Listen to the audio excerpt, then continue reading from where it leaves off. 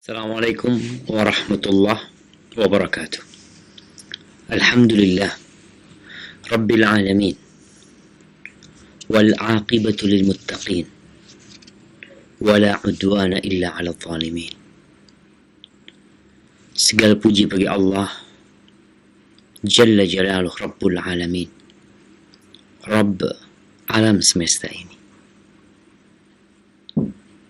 Akibat yang baik, akhir yang indah hanyalah untuk orang-orang yang bertakwa.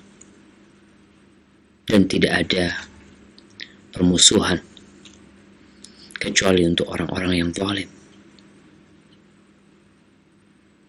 Wa asyhadu an la ilaha illallah wahdahu la syarikalah wa asyhadu anna Muhammadan abduhu wa rasuluh.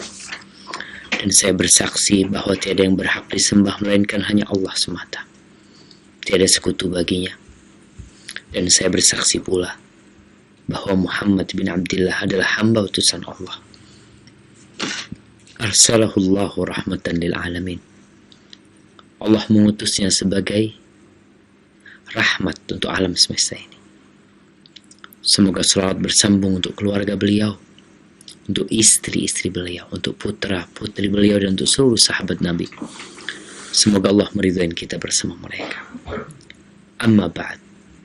Jamaah rahimakumullah. Hari-hari ini umat manusia disibukkan dengan berbagai petaka. Ya, virus corona masih menjadi topik yang trending, di mana orang-orang ketakutan dengan virus tersebut. Dan siapa yang tidak takut dengan penyakit? Apa sikap seorang muslim tatkala mendapatkan petaka seperti itu? Berpegang teguh dengan Allah Azza wa Jalla. Qul man dzalladzi ya'simukum minallah in arada bikum su'an aw arada bikum rahmah. Kata Allah, siapakah yang dapat menyelamatkan kalian, melindungi kalian dari takdir Allah Azza wa Jalla, dari ketentuan Allah? Kalau Allah menetapkan bagi kalian bencana, siapa yang bisa menyelamatkan kita dari bencana tersebut? Walaupun engkau menggunakan segala perlengkapan untuk menyelamatkan diri, tapi kalau Allah sudah menentukannya untukmu, engkau tidak akan bisa berbuat apa-apa. Atau kalau Allah menginginkan kebaikan buat dirimu, siapa yang dapat menghalanginya? Maka seorang mukmin dalam kondisi seperti ini, dan dalam semua kondisi, ingatlah kepada pesan Rasulullah SAW. Ihfadillah yahfadka. Jagalah Allah, Allah akan menjagamu. Ihfadillah tajidhu tujahak. Jagalah Allah, engkau akan mendapati Allah di hadapanmu. Wa idza sa'alta fas'alillah. Kalau engkau hendak berdoa, memohon, maka mintalah kepada Allah Azza wa Jalla. Wa idza ista'anta fasta'in billah. Kalau engkau meminta pertolongan, meminta bantuan, mintalah perlindungan, mintalah bantuan kepada Allah Jalla Jalaluh. Wa'alam annal ummata, ketahuilah, andai kata seluruh umat manusia, law ijtama'at, kalau mereka bersatu berkumpul, ala ayyadurruka bisyai', ingin memberikan bahaya kepada dirimu, mereka berkonspirasi, mereka menggunakan segala kecerdasan, kekuatan, kemampuan mereka untuk membahayakan dirimu. Lam yadhurruk illa bisyai'in qad katabahu Allahu 'alaik. Mereka tidak akan pernah dapat membahayakan. Tidak akan pernah. Kecuali dengan sesuatu yang Allah sudah menetapkannya atas diri. Dan sebaliknya, andai kata mereka berkumpul untuk memberikan manfaat kepadamu, untuk menyelamatkanmu dari sebuah petaka, untuk menyembuhkan penyakit yang menimpa dirimu.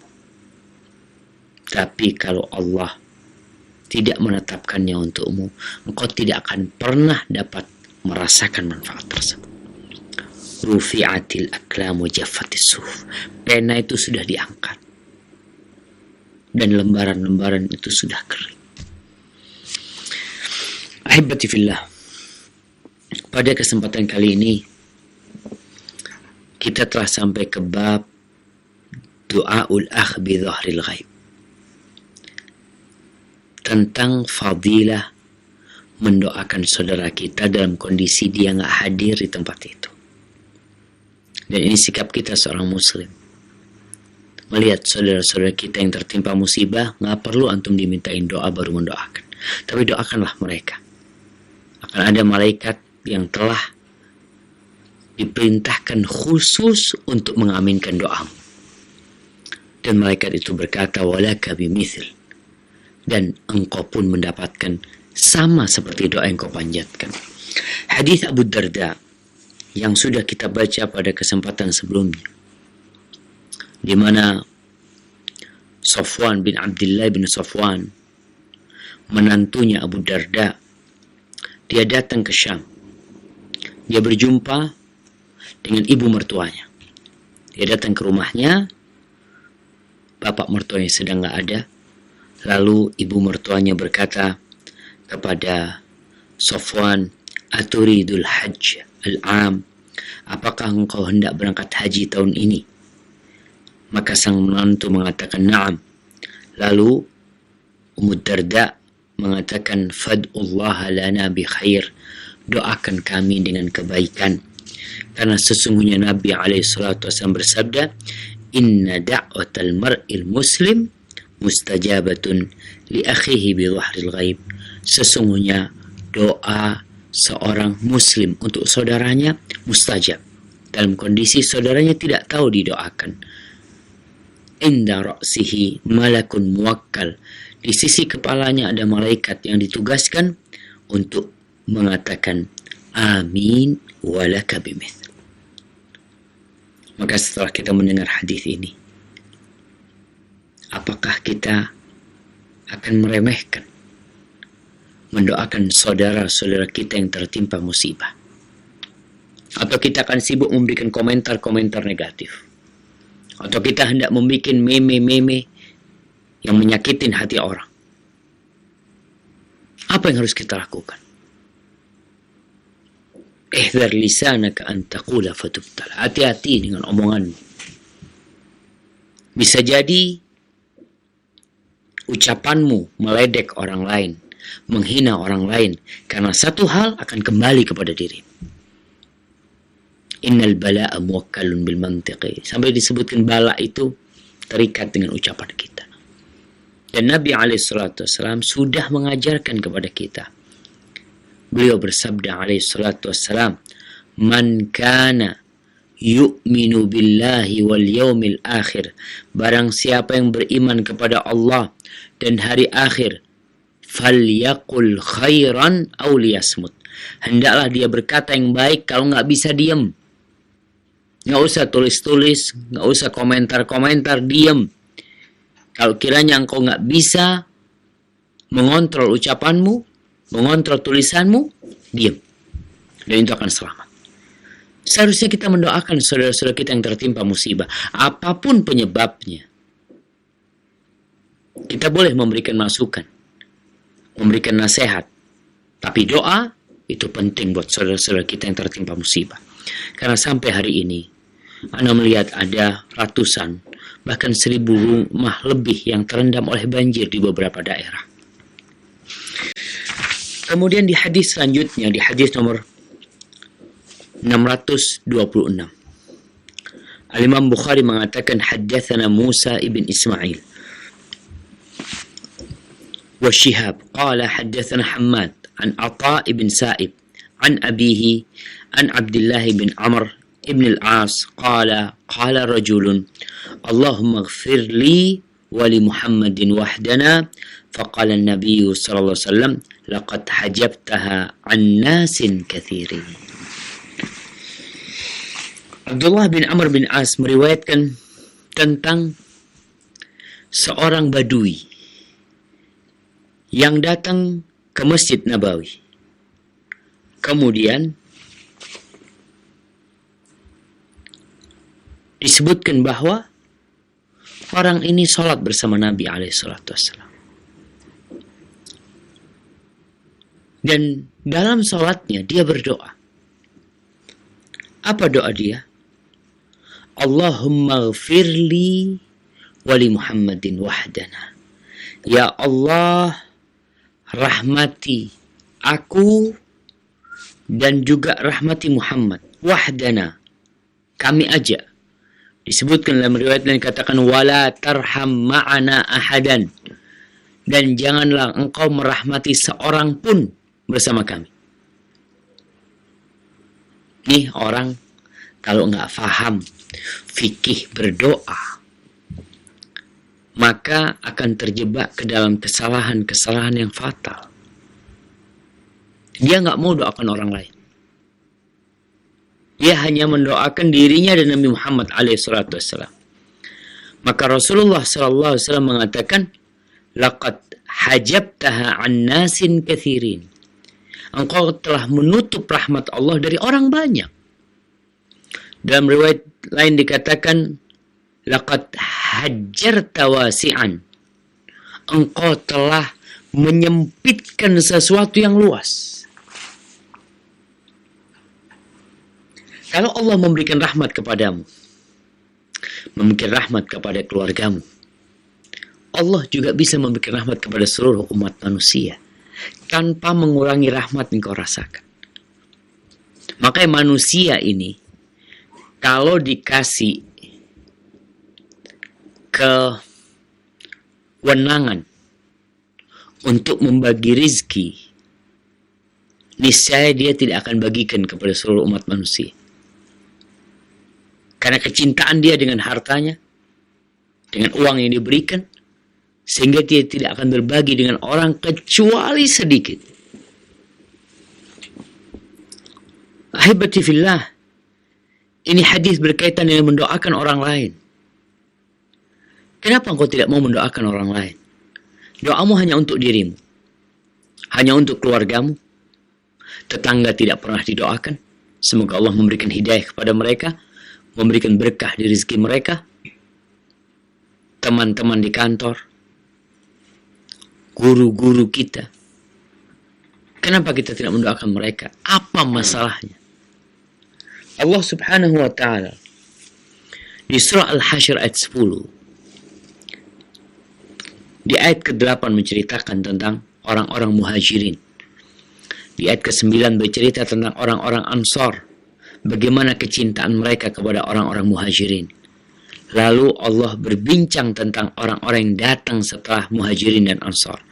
Apa kata Allah?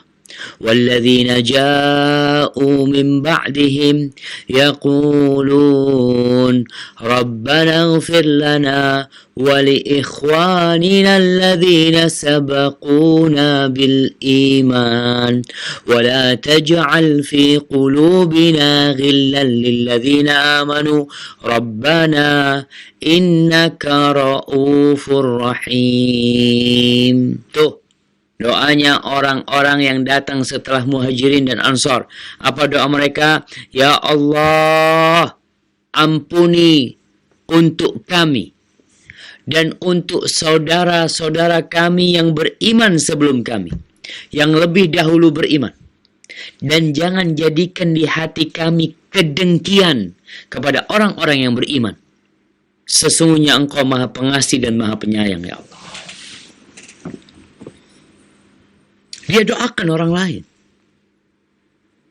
Dan apa kurangnya dirimu ketika engkau mendoakan orang lain, sedangkan malaikat akan mengaminkan doa. Dalam hadis yang diriwayatkan oleh At-Tabrani, Rasulullah SAW mengatakan, man istaghfara lil mu'minina wa lil mu'minat, barang siapa yang berdoa memohon ampunan untuk laki-laki yang beriman dan untuk wanita-wanita yang beriman, kataballahu lahu bi kulli mu'minin wa mu'minatin hasanah. Allah akan tulis untuk dia dengan setiap orang yang beriman, laki-laki atau perempuan, satu kebaikan. Ketika engkau mengatakan Allahumma ighfir lil mu'minin wal mu'minat al-ahya minhum wal amwat, yang hidup dan yang mati ya Allah. Kalau jumlah orang beriman 2 miliar atau sama 1,7 miliar, engkau mendoakan mereka, engkau akan mendapatkan kebaikan sejumlah orang-orang tersebut. Ini doa umum. Kadangkala ada saudara kita yang minta didoakan secara khusus. Ketika anak-anaknya Nabi Yusuf, Allah cerita di surat Yusuf,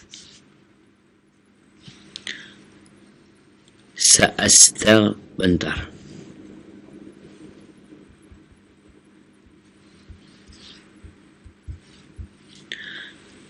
Nah,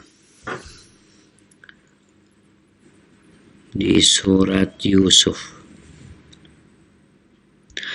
Nah, di surat Yusuf ayat 97. Ketika anak-anaknya Nabi Yakub alaihissalam mengakui kesalahan mereka setelah kira-kira 40 tahun Nabi Yusuf dipisahkan dari orang tuanya. Kemudian anak-anaknya pulang dari Mesir membawa pakaian Nabi Yusuf alaihissalam, dilemparkan ke wajahnya, fartadda basira, lalu ayahnya dapat melihat kembali, dan sang ayah mengatakan, alam aqul lakum inni a'lamu minallahi ma la ta'lamun. Bukankah aku sudah kasih tahu kalian, aku itu tahu dari Allah Azza wa Jal apa yang kalian nggak tahu. Dikasih ilmu Allah Azza wa Jal. Apa kata saudara-saudara Nabi Yusuf alaihissalam? Qalu ya abana astaghfir lana dhunubana. Wahai ayah kami, mohonkan ampun, mintakan ampun kepada Allah buat kami atas dosa-dosa kami. Inna kunna khati'in, kami benar-benar telah melakukan kesalahan. Apa kata abahnya? Qala sawfa astaghfiru lakum rabbi. Aku akan memohonkan ampun untuk kalian kepada Rabbku. Disebutkan sang ayah mengakhirkan waktu istighfarnya di sepertiga malam akhir buat anak-anak. Innahu huwal ghafurur rahim. Allah itu Maha Pengampun. Maka ada doa umum buat orang-orang yang beriman. Secara umum, yang kita kenal, yang kita tidak kenal. Tapi ada doa-doa khusus yang kita panjatkan. Kita mohon kepada Allah Azza wa Jalla untuk saudara-saudara kita secara khusus.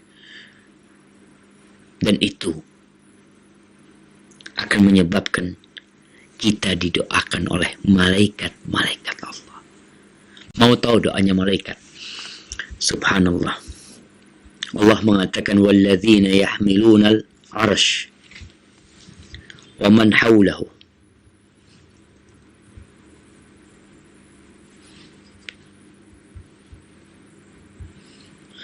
الَّذِينَ يَحْمِلُونَ الْعَرْشِ وَمَنْ حَوْلَهُ. Di surat Ghafir ayat 7.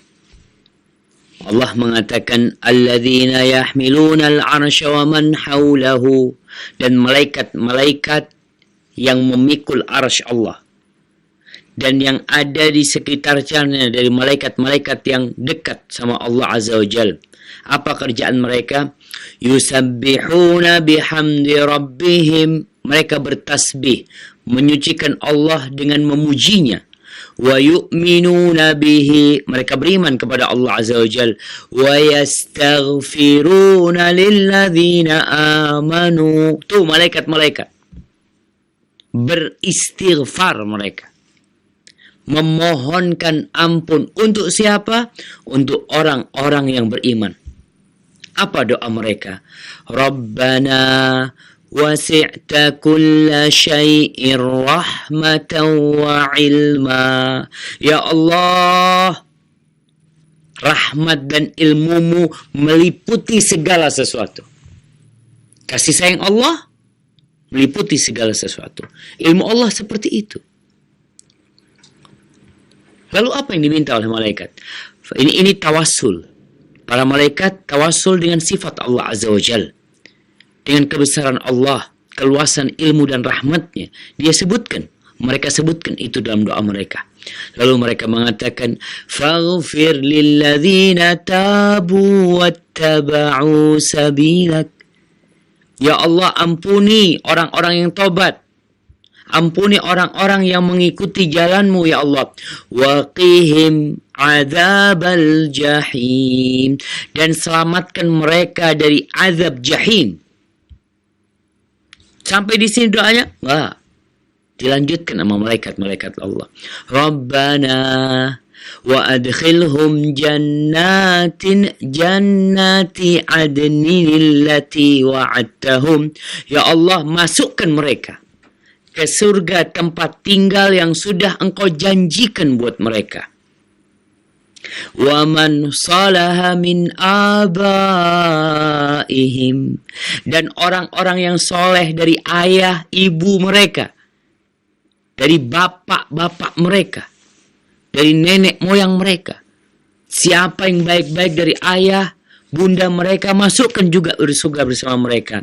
Wa azwajihim. Dan keluarga-keluarga mereka, istri-istri mereka, pasangan-pasangan mereka. Tuh, orang tua didoakan sama malaikat. Pasangan hidup kita didoakan. Wa dzurriyyatihim. Anak keturunannya. Bagaimana doa malaikat? Minta ampunan buat orang-orang yang beriman. Minta agar mereka diselamatkan dari api neraka. Kemudian berdoa memohon kepada Allah agar mereka dimasukkan ke surga tidak sendirian. Dimasukkan ke dalam surga bersama orang tua mereka. Bersama pasangan hidup mereka. Bersama anak keturunan mereka. Wa dzurriyyatihim. Innaka antal azizul hakim. Ya Allah, sesungguhnya Engkau maha perkasa dan maha hikmah. Waqihimus sayyiat. Dan selamatkan mereka dari dosa-dosa. Selamatkan mereka selama hidup di dunia. Wa man taqis sayyiati yawma idzin faqad rahimtah. Selamatkan mereka dari hal-hal yang buruk pula pada hari kiamat. Bagaimana kondisi di padang mahsyar yang begitu menakutkan. Sesungguhnya siapa yang kau selamatkan dari kejahatan-kejahatan itu, keburukan-keburukan itu, Engkau telah merahmati mereka. Wadzalika huwal fawzul azim. Itu adalah kemenangan yang besar. Itu doanya malaikat. Maka Rasul SAW menegur nih orang Badui yang doanya hanya untuk dirinya dan untuk Nabi. Laqad hajjarta wasi'an. Engkau telah menyempitkan sesuatu yang luas. Dan doa manusia itu sebanding dengan ilmu yang dia miliki. Ketika tahu seperti ini, paling enggak kita akan terketuk hatinya untuk mendoakan saudara-saudara kita. Agar Allah Azza wa Jal mengampuni dosa-dosa mereka. Malaikat aja doain. Masa kita kalah sama malaikat? Malaikat tuh nggak berbuat dosa. Mereka taat dan patuh sama Allah Azza wa Jal. Sedangkan kita sedang berjuang untuk masuk ke surga Allah Azza wa Jal. Dan mendoakan saudara kita untuk diampuni, sejatinya malaikat mendoakan kita untuk diampuni pula. Barakallahu fikum. Baik. Di hadis yang selanjutnya, Imam Bukhari mengatakan haddatsana Jandal bin Waliq. Qala haddatsana Yahya bin Ya'la an Yunus bin Khabbab an Mujahid an Ibn Umar radhiyallahu anhuma qala sami'tu an-nabiyya sallallahu alaihi wasallam yastaghfirullah fil majlis 100 marrah rabbi ighfirli wa tub alayya warhamni innaka antat tawwabur rahim. Allah Azza wa Jal berfirman, Udu'uni astajib lakum. Berdoalah, memohonlah kepadaku, pasti aku kabulkan. Lalu kita nggak mau doa. Urusan apapun, remeh mungkin. Ibu-ibu di rumahnya sedang memasang gas. Mungkin dia sudah terbiasa memasang gas. Tapi jangan lupa minta tolong sama Allah Azza wa Jalla. Kadangkala ada masalah dengan gasnya. Mungkin kita tiap hari naik mobil kita, naik kendaraan kita. Jangan lupa untuk naik kendaraan berdoa memohon kepada Allah Azza wa Jalla. Mungkin kita punya pekerjaan di kantor kita. Mungkin kita punya tugas mendidik anak-anak kita. Kita merasa berat. Minta tolong sama Allah Azza wa Jalla.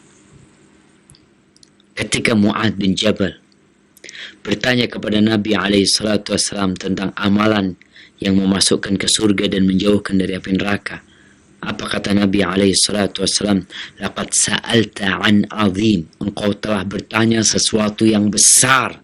Wa innahu la yasirun ala man yassarahu Allah alaih. Tapi perkara yang besar ini akan menjadi mudah buat orang-orang yang Allah mudahkan buat dia. Jadi kembali kepada apa yang kita sampaikan di awal kajian. Semua kembali kepada Allah Azza wa Jalla. Kalau Allah tidak memudahkannya, maka tidak akan mudah.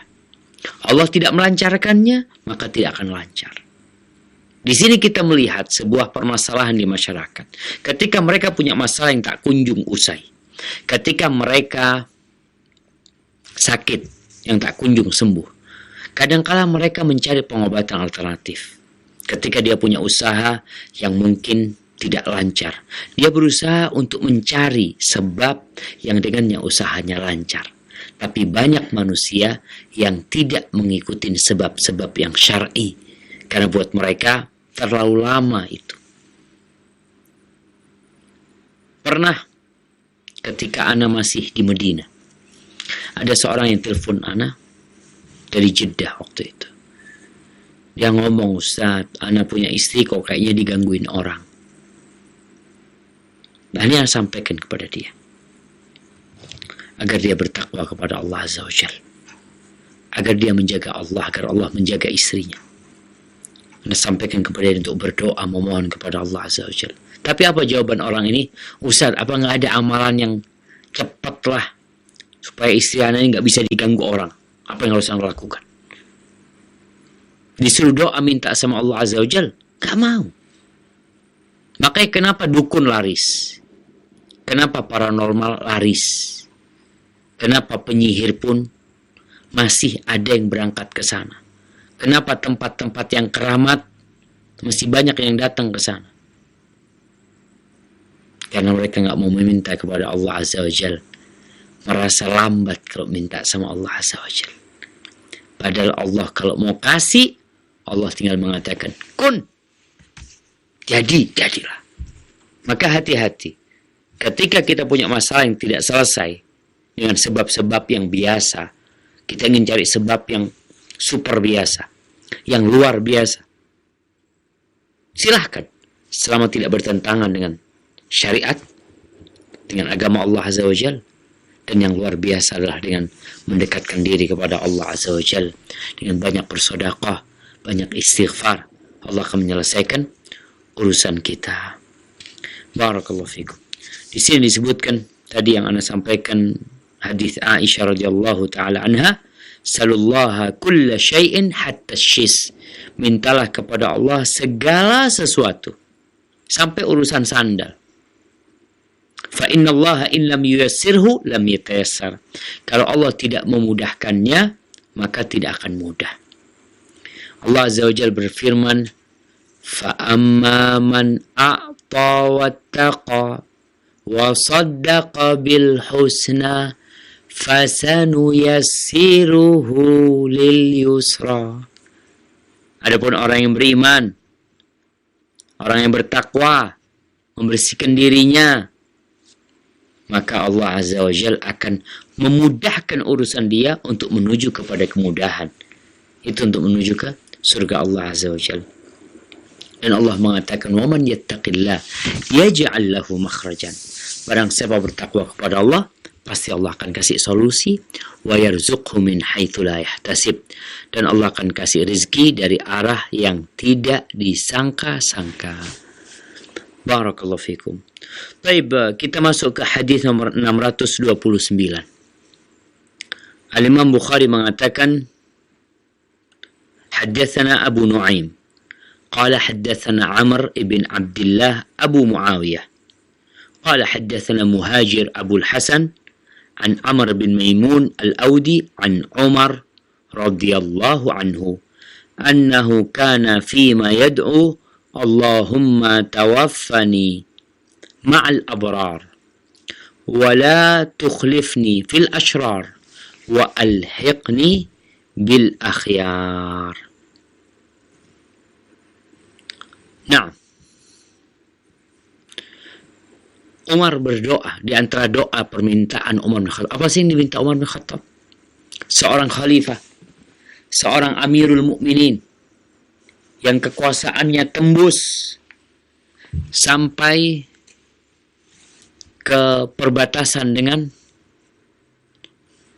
Turki, dengan Konstantinopel. Di masa Umar bin Khattab radhiyallahu anhu, Masjid Al-Aqsa telah berada di tangan umat Islam. Mesir pun seperti itu. Doanya Umar apa? Umar berdoa, Ya Allah, wafatkan aku bersama al-abrar. Al-abrar. Siapa al-abrar? Innal abrara lafi na'im. Tuh orang-orang yang baik, yang dijamin masuk surga mereka, yang dijanjiin masuk surga sama Allah Azza wa Jal. Matikan aku bersama mereka. Maka jamaah, ketika kita memohon kepada Allah Azza wa Jal sebuah kematian, hendaklah kita meminta kematian bersama orang-orang yang baik. Bagaimana mereka mati, di mana mereka dikuburkan, dan kelak pada hari kiamat ketika Allah mengatakan uhsyurul ladzina zalamu wa azwajahum wa ma kanu ya'buduna min dunillah. Kumpulkan, nanti akan dikumpulkan. Allah akan nyuruh dikumpulkan untuk orang-orang yang zalim bersama pasangan-pasangan mereka, sesuai dengan tingkatan kezaliman mereka. Akan dikumpulkan pencuri dengan pencuri, kata Umar bin Khattab. Pezina dengan pezina akan dikumpulkan nanti. Pemimpin-pemimpin yang zalim bersama pemimpin-pemimpin yang zalim. Para penipu dengan penipu, para perampok dengan perampok akan dikumpulkan. Maka Umar berdoa meminta kepada Allah agar dimatikan bersama orang-orang yang baik. Sehingga dia kumpul sama orang-orang baik, hidup bersama mereka, mati bersama mereka, dalam kondisi menjaga diri, melakukan kebaikan selalu untuk Allah Azza wa Jalla. Wala tukhlifni mal ashrar. Jangan aku ditinggal sama orang-orang buruk. Rasulullah SAW meninggal dunia, Abu Bakar meninggal dunia, Umar bin Khattab radhiyallahu anhu berdoa memohon kepada Allah, jangan sampai dia ditinggal bersama orang-orang yang banyak melakukan kejahatan. Kenapa? Karena seorang kawan itu punya pengaruh. Kalau dia baik akan membawa kepada kebaikan. Kalau dia buruk akan menyeret kepada keburukan. Itu kalau satu. Gimana kalau kawan buruknya banyak? Akan sulit untuk keluar dari kumbangan keburukan tersebut. Maka Umar minta supaya jangan aku dibiarin tinggal bersama orang-orang yang banyak berbuat jahat, banyak merusak. Jamaah, pemirsa Raja TV dan pendengar Radio Raja, jangan sembarangan memilih kawan. Kawan yang baik akan dapat memberikan syafaat pada hari kiamat. Dan kawan yang buruk akan berusaha untuk menyesatkan kita. Kemudian, wa alhiqni bil akhyar. Nih, kumpulkan aku bersama orang-orang yang baik. Minta supaya bisa beramal seperti amalannya orang-orang soleh. Di dunia minta seperti itu, di akhirat supaya dikumpulkan bersama mereka. Seperti doanya Nabi Yusuf alaihissalam ketika Nabi Yusuf mengatakan wa alhiqni bis-salihin, kumpulkan aku, gabungkan aku bersama orang-orang yang saleh. Ahibati fillah, berkaitan dengan doa Umar bin Khattab radhiyallahu anhu, ini minta kebaikan dunia dan akhirat.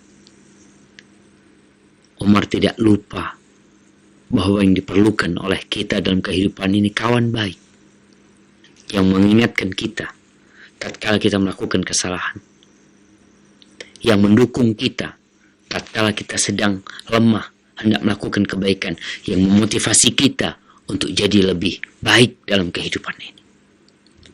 Makanya di antara ucapan Umar bin Khattab radhiyallahu anhu, rahimallahu mra'an ahda ilaina uyubana, semoga Allah merahmatin orang-orang yang menghadiahkan kepada kami aib-aib kami, kekurangan-kekurangan kami.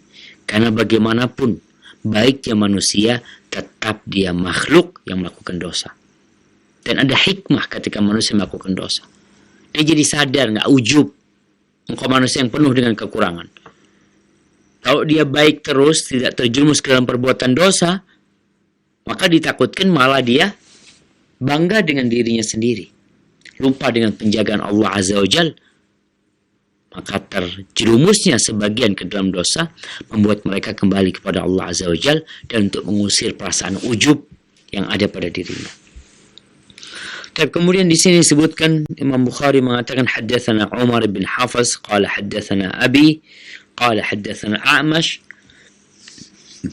qala haddatsana Shaqiq qala kana Abdullah yukthiru an yad'u bihaula'i ad-da'awat.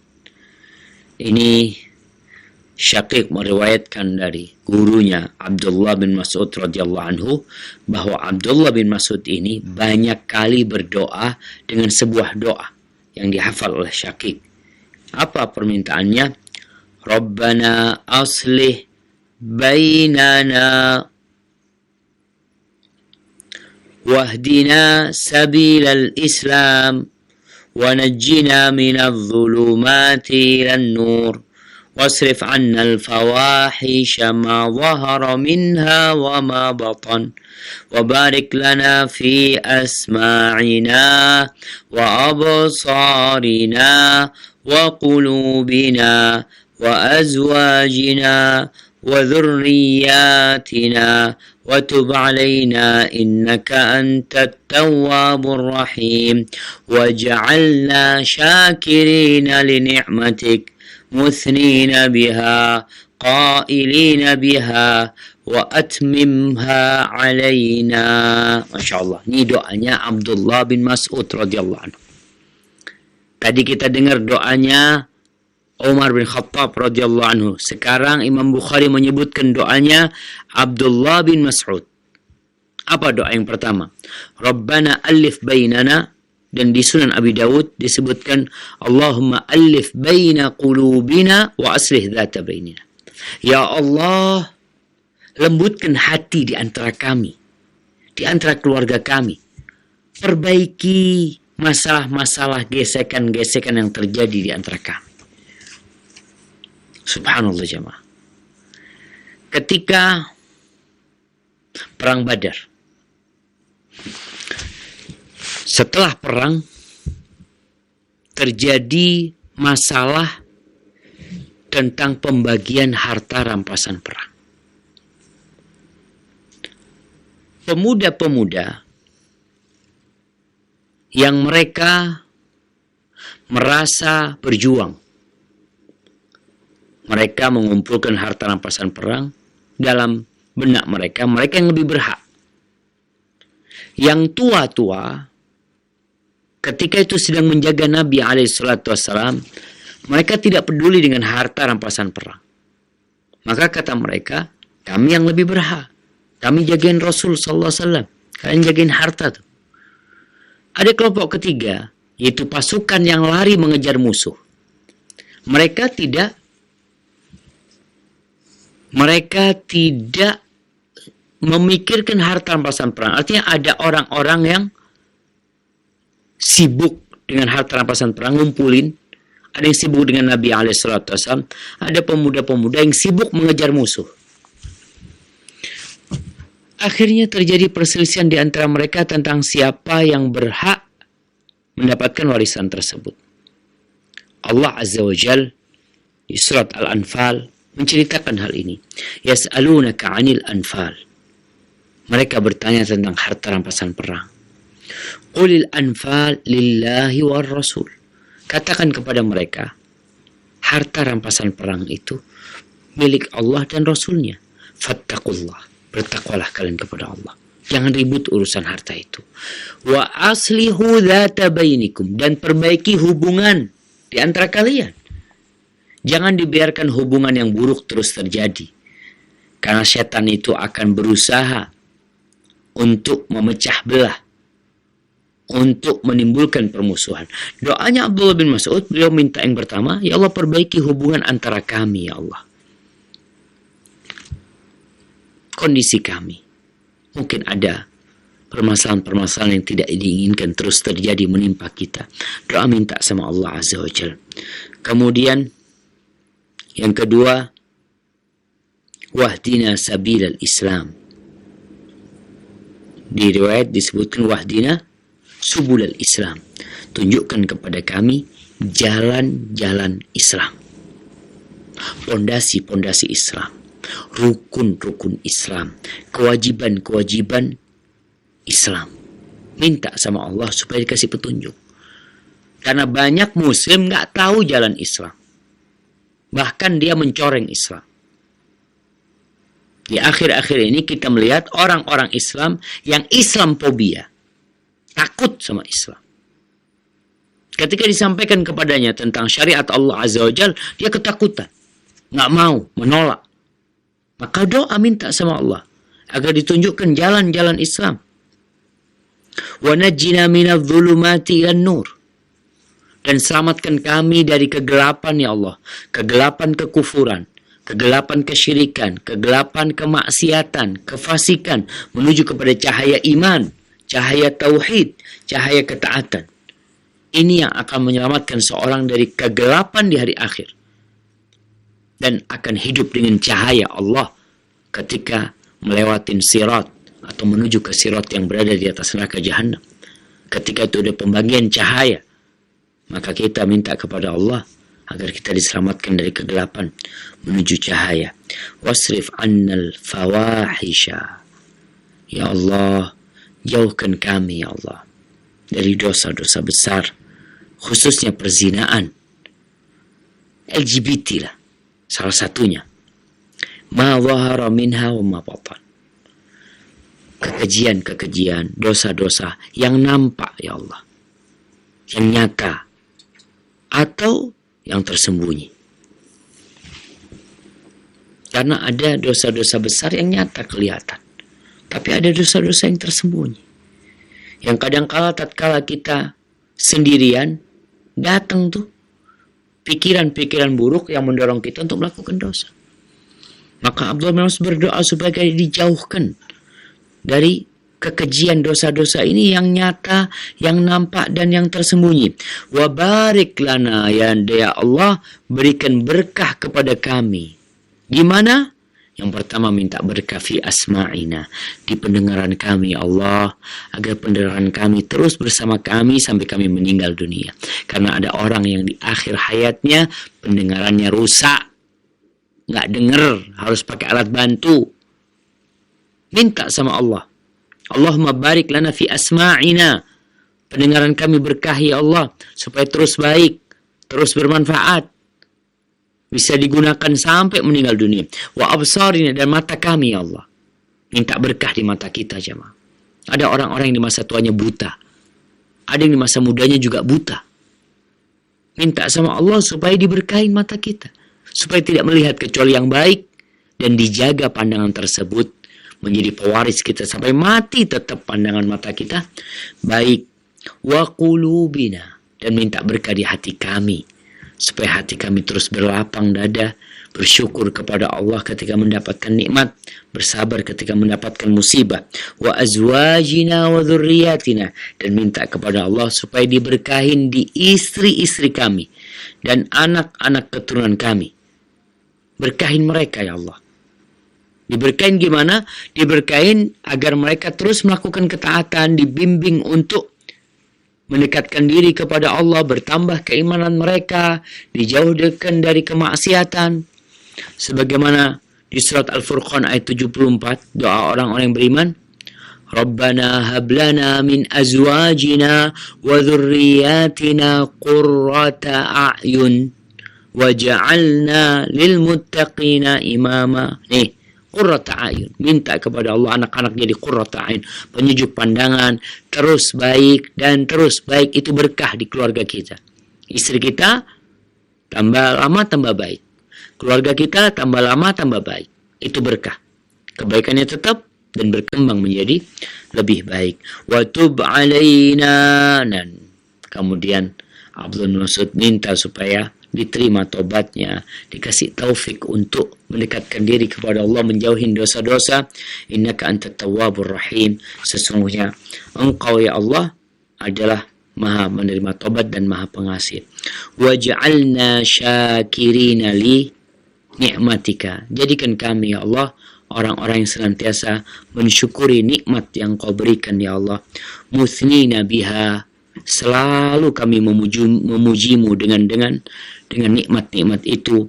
Qailina biha, selalu mengatakan alhamdulillah, ini dari Allah. Dia ceritakan nikmat yang Allah berikan, tidak disembunyikan.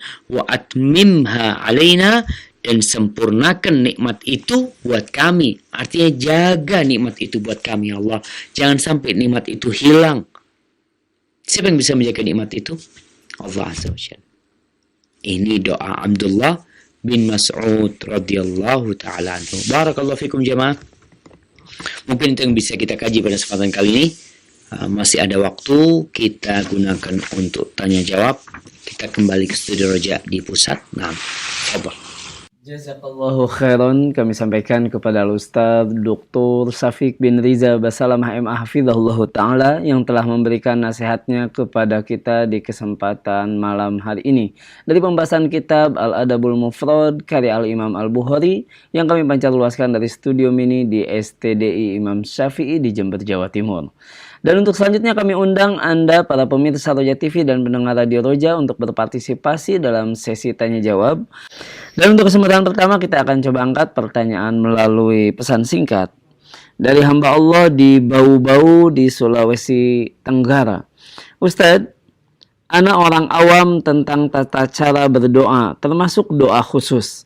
Salah satunya, ana selalu berdoa setiap ada pesawat yang melintas maupun kapal-kapal laut yang lewat dengan bahasa sendiri. Seperti ya Allah, hantarkanlah pesawat atau kapal laut yang lewat ini ke tujuannya dalam keadaan selamat. Yang menjadi pertanyaannya Ustadz, apakah doa tersebut sesuai dengan syariat dan dibenarkan? Karena di dalam pesawat atau kapal laut juga ada orang-orang non-muslim. Dan yang kedua, apakah doa-doa khusus seperti ini dibolehkan termasuk doa ketika ada pesawat atau kapal laut yang lewat? Mohon penjelasannya Ustaz. Masya Allah, Masya Allah. Ini jamaah orang baik nih. Ketika dia melihat ada kapal laut lewat, lihat pesawat sedang terbang, dia berdoa mohon semoga orang-orang itu diberi keselamatan. Nah, nggak ada masalah doa seperti itu. Tadi disebutkan bahwasanya di dalam pesawat itu ada muslim dan non-muslim. Tugas kita mendoakan mereka selamat dunia dan akhirat. Dengan harapan kalau di situ ada orang-orang yang belum Islam, semoga dikasih hidayah ya Allah untuk masuk ke dalam Islam. Yang muslim semoga senantiasa selamat dari melakukan dosa. Jadi bukan hanya selamat fisiknya aja. Karena banyak di antara kita kalau bicara selamat, maka selamat fisiknya. Padahal ada keselamatan yang lebih diperlukan oleh manusia, yaitu keselamatan jiwa mereka, keselamatan hati mereka. Ada orang-orang yang fisiknya sehat, hatinya sakit. seperti orang-orang yang menyembah berhala, memohon-mohon kepada selain Allah Azza wa Jalla. Maka kalau yang antum sudah lakukan, ana rasa baik, tapi sempurnakan doa itu dengan berharap semoga yang di atas pesawat itu dikasih hidayah sama Allah Azza wa Jalla, mereka tetap selamat melaksanakan sholat dengan baik, karena ada orang-orang di pesawat juga meninggalkan sholat, mereka tidak beribadah kepada Allah Azza wa Jalla di saat mereka perlu dengan Allah. Hadza wallahu a'lam bissawab. Nah, Jazakallahu khairan Ustadz atas penjelasannya, dan masih kita akan angkat pertanyaan melalui pesan singkat. Pertanyaannya berikutnya Ustadz dari Bapak Heri di Kampung Timur di Merauke Ustadz.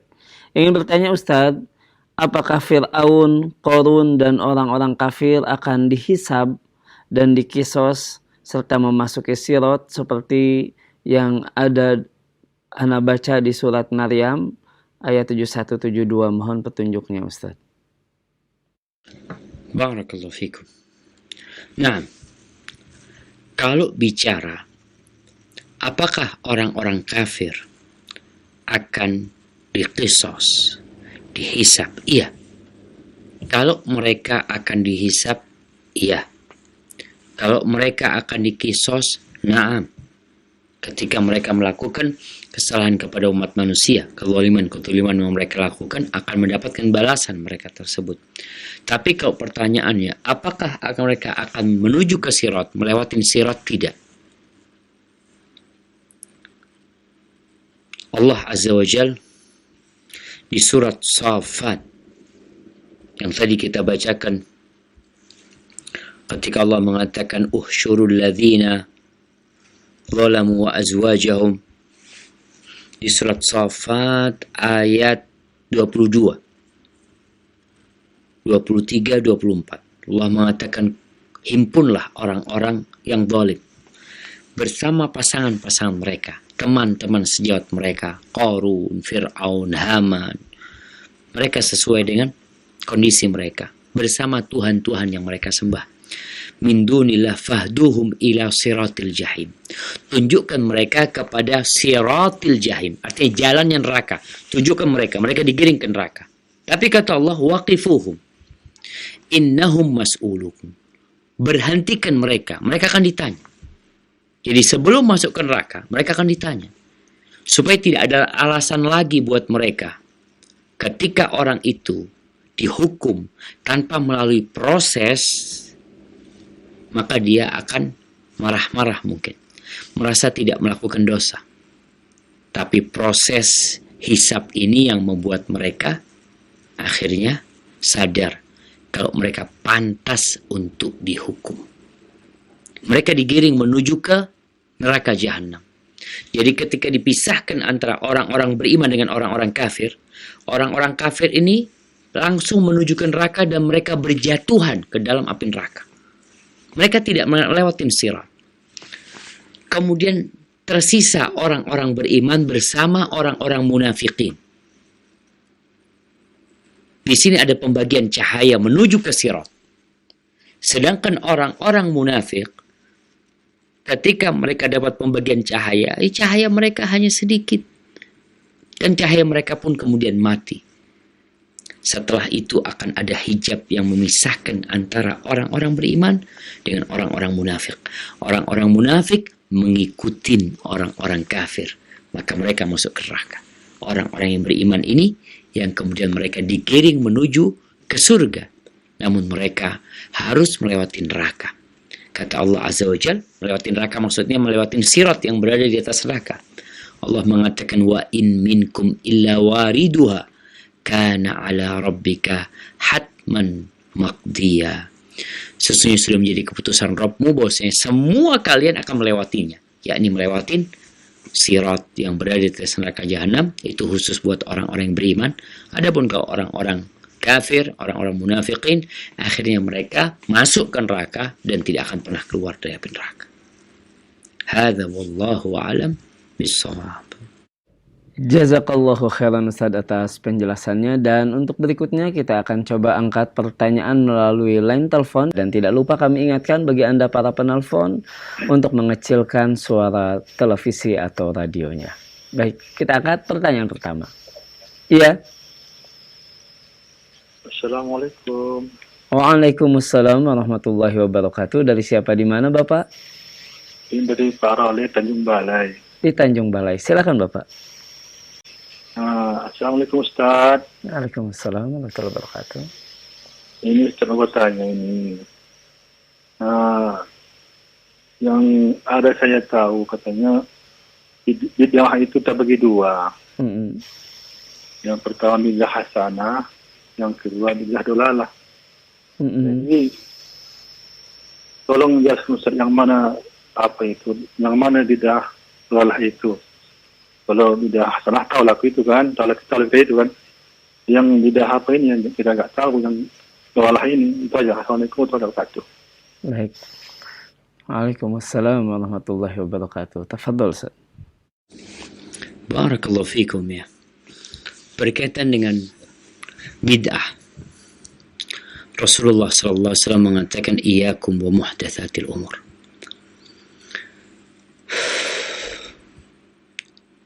Para sahabat sempat bertanya kepada Nabi SAW, memohon petunjuk, nasihat. Ketika Nabi memberikan petuah kepada mereka yang membuat hati mereka bergetar, yang membuat mereka menangis. Lalu Rasul SAW memberikan wasiat dengan mengatakan fa innahu man ya'ish minkum ba'di fa sayara ikhtilafan katsira. Sesungguhnya barang siapa yang hidup setelah aku mati, maka dia akan melihat banyak perselisihan. Akan melihat banyak perselisihan. Solusinya apa? Kalau tadi bicara bid'ah, mungkin ada perkara-perkara yang membuat orang jadi bingung. Fulan bilang bid'ah hasanah, satunya bilang bid'ah dolalah, yang satu bilang boleh, yang satu bilang nggak boleh. Apa yang harus dilakukan umat tatkala kebingungan menghadapi perselisihan-perselisihan yang ada? Maka kata Nabi SAW, fa'alaikum bisunnati, maka hendaklah kalian mengamalkan sunnahku, berpegang teguh dengan sunnahku, bukan dengan bid'ah hasanah, tapi dengan sunnah Nabi SAW. Wa sunnatil khulafa'ir rasyidin al-mahdiyyin, dan sunnah para khalifah yang mendapatkan petunjuk setelah aku. Wa iyyakum wa muhdatsatil umur, hati-hatilah, tamassaku biha wa addu 'alaiha bin nawajid, kalian berpegang teguhlah dengan sunnahku dan sunnah khalifah sesudahku yang dapat petunjuk, gigit dengan gigi geraham kalian, jangan dilepas sunnah. Ketika terjadi perselisihan pendapat, pegang sunnah. Orang mengatakan ini bid'ah hasanah, ini bid'ah dolalah, kita lihat sunnahnya bagaimana, pegang itu sunnah. Itu yang akan menyelamatkan kita. Wa iyyakum wa muhdatsatil umur, hati-hati kalian dengan perkara-perkara yang baru dalam urusan agama. Fa inna kulla muhdatsatin bid'ah wa kulla bid'atin dhalalah, karena setiap yang baru dalam urusan agama itu disebut bid'ah, dan semua bid'ah itu sesat, kata Nabi SAW. Maka kalau bicara ada yang mengatakan bid'ah hasanah, mungkin ada sebagian ulama mengelompokkan ke sana, tapi sejatinya semua bid'ah itu sesat. Kalaupun ada yang dikatakan bid'ah hasanah, ya mungkin sebagian ulama memasukkan sekolahan umpamanya termasuk bid'ah. Sekolahan, dulu nggak ada sekolah di masa Nabi SAW, kemudian mikrofon umpamanya, maka itu kembali kepada masalih mursalah sebenarnya, perkara-perkara yang diperbolehkan dalam agama untuk dikembangkan, yang memang tidak ada larangan untuk di sana, silahkan dikembangkan. Tapi dalam urusan ibadah, maka hendaklah kita mengikuti sunnah Nabi SAW yang tidak ada contohnya, yang tidak ada tuntunannya dari Rasulullah SAW, tidak dalam Al-Quran, tidak dalam sunnah, maka tinggalkan. Kalau mungkin kita terjebak dalam perselisihan, ada yang mengatakan sesat, ada yang mengatakan baik, maka demi kesatuan umat, demi menjaga ukhuwah Islamiyah, maka hendaklah kita kembali kepada sunnah. Udah nggak usah ribut-ribut. Sunnahnya kayak apa sih? Oh ini sunnahnya, udah kita ikutin sunnah. Kalau bicara mereka ini bid'ah hasanah, tapi taiblah, antum bilang bid'ah hasanah, ada yang bilang bid'ah dhalalah. Ana jadi bingung. Ana mau ikut siapa sekarang? Ikutin sunnah Nabi SAW, karena dalam kondisi terjadi perselisihan, solusinya berpegang teguh dengan sunnah Nabi SAW dan sunnah khalifah-khalifah sesudahnya, dan meninggalkan perkara-perkara yang baru yang ternyata membuat ribut di antara kita. Hada wallahu a'lam bissawab. Nah. Jazakallahu khairan Ustaz atas penjelasannya, dan untuk berikutnya masih kita akan angkat pertanyaan melalui line telepon. Assalamualaikum warahmatullahi wabarakatuh, Ustaz. Waalaikumsalam warahmatullahi wabarakatuh. Dari siapa, di mana Ibu? Dari Ummu Ibrahim di Medan. Di Medan. Silakan Ummu Ibrahim. Assalamualaikum Ustaz. Ana mau bertanya, apakah ketika kita mendoakan teman kita, pada saat itu dia tidak tahu, tapi ada saat-saatnya ketika kita duduk berdua, maksudnya itu terucap kalau misalkan kita pernah mendoakannya, maksudnya Ustaz, itu terucap maksudnya untuk mempererat hubungan pertemanan itu, Ustaz. Maksudnya pertemanan ini dikarenakan keimanan. Nah, yang mau Ana tanyakan, apakah kita masih mendapatkan pahalanya? Apakah itu masih salah satu waktu mustajab? Apa memang kita tidak perlu menunjukkannya kepadanya bahwa misalnya kita mencintai teman kita ini karena Allah di atas keimanan, Ustaz? Baik. Itu aja, Ustaz. Jazakumullah khairan, barakallahu fikum. Assalamualaikum warahmatullahi wabarakatuh. Wa jazakillahu khairan. Tafadhal Ustaz. Barakallahu fiik. Ya, kembali kepada doa dalam kondisi teman kita nggak tahu. Tatkala kita berdoa dan kawan kita ini tidak tahu, maka sudah ada malaikat yang ditugaskan untuk mengaminkan. Terus gimana kalau kemudian doa kita udah diaminkan oleh malaikat, kita pun udah didoakan oleh malaikat, tapi di kemudian hari ternyata kita menceritakan kepada kawan kita kalau kita mendoakan dia. Tujuannya bukan riya, tujuannya bukan untuk mengungkit-ungkit kebaikan, tapi tadi disebutkan tujuannya untuk mempererat hubungan di antara saudara kita. Karena memang di antara yang dapat mempererat hubungan persahabatan karena Allah Azza wa Jal, kalau kita cinta kepada saudara kita karena Allah, kita disuruh sama Nabi SAW, ala a'lam tahu, apakah kau nggak ngasih tahu dia? Jadi kalau kita cinta karena Allah, kita kasih tahu dia dengan mengatakan inni uhibbuka fillah, aku cinta kepadamu karena Allah Azza wa Jal. Terus sekarang ungkapan cinta ini salah satunya tadi dengan mengatakan ana selalu mendoakan anti, umpamanya. Semoga Allah memudahkan semua urusan anti. Ucapan yang ini bukan dalam kondisi gaib.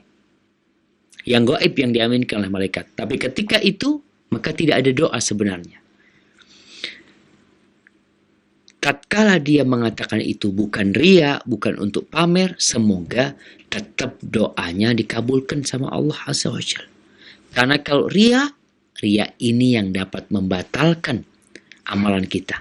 Yang awalnya mendapatkan pahala, yang awalnya diberi oleh Allah Azza wa Jalla balasan, gara-gara riya, maka kamathali safwanin alaihi turab, seperti sebuah batu yang di atasnya ada tanah, yang orang berharap bisa menanam di atas tanah tersebut, fa'asabahu wabilun fatarauqahu salda.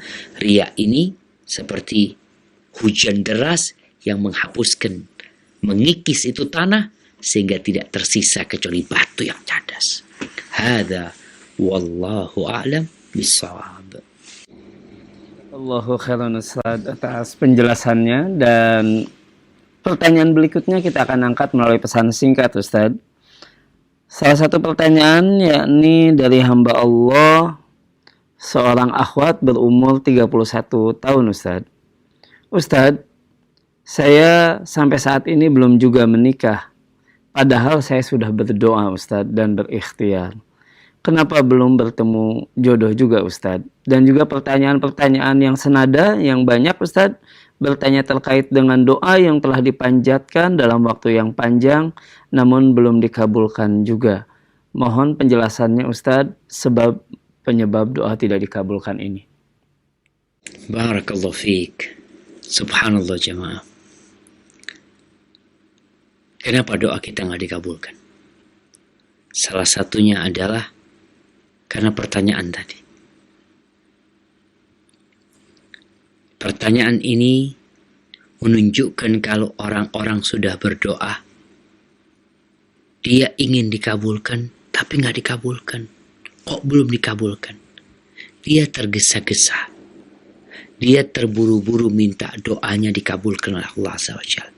Dia putus asa karena sudah berdoa mungkin selama 10 tahun. Mungkin sudah berdoa selama 12 tahun. Ada yang berdoa selama 15 tahun. Ada yang berdoa selama 20 tahun. Rasulullah sallallahu alaihi wasallam mengatakan, yustajabu lil abdi ma lam yasta'jil. Akan dikabulkan doa seorang hamba selama dia tidak terburu-buru, tidak tergesa-gesa. Lalu sahabat bertanya, wa kaifa yasta'jil ya Rasulullah? Gimana orang itu dikatakan terburu-buru? Yaqulu da'autu falam ara yustajab li. Dia mengatakan, aku sudah berdoa, aku sudah minta, tapi aku lihat tidak dikabulkan doaku. Ini terburu-buru. Maka jangan terburu-buru. Allah akan catat doa itu. Kalau engkau sudah berdoa selama 10 tahun, nggak ada yang sia-sia. Semua doa dikabulkan oleh Allah Azza wa Jalla. Selama dia tidak makan haram, tidak melakukan pelanggaran-pelanggaran yang menyebabkan doanya tidak dikabulkan. Dikabulkannya doa atau jawaban dari doa kita itu satu dari 3 hal. Yang pertama, apa yang diminta dikasih. Minta anak dikasih anak. Minta jodoh dikasih jodoh. Yang kedua, dipalingkan dari dia musibah, bencana yang akan menimpa dia yang setara nilainya dengan doa dia. Ini doa minta anak. Allah Azza wa Jal tidak memberikan anak tapi memalingkan petaka yang akan menimpa dia. Jadi doa dia itu menjadi penolak bala. Yang ketiga, dan ini yang lebih baik, doa-doa yang dipanjatkan selama puluhan tahun itu akan dikumpulkan menjadi pahala untuk dia. Karena dia lebih perlu dengan pahala itu pada hari kiamat daripada doa itu dikabulkan pada waktu di dunia. Itu yang lebih diperlukan oleh dia. Di sini kita melihat kenapa Nabi Ibrahim gak pernah putus asa minta anak. Rabbi habli minas salihin. Gak putus asa. Berapa tahun? Baru dapat anak dikatakan umur 90 tahun. Kemudian setelah itu bernama Ismail. Setelah itu baru dikasih anak yang selanjutnya Ishak. Nabi Yusuf alaihissalam berapa lama tinggal dikubur di penjara. Nabi Yakub ayahnya Nabi Yusuf alaihissalam berapa tahun berdoa ingin berjumpa dengan anaknya, ingin dikumpulkan dengan anaknya, dikatakan 40 tahun. Nabi Zakaria berapa tahun berdoa minta anak.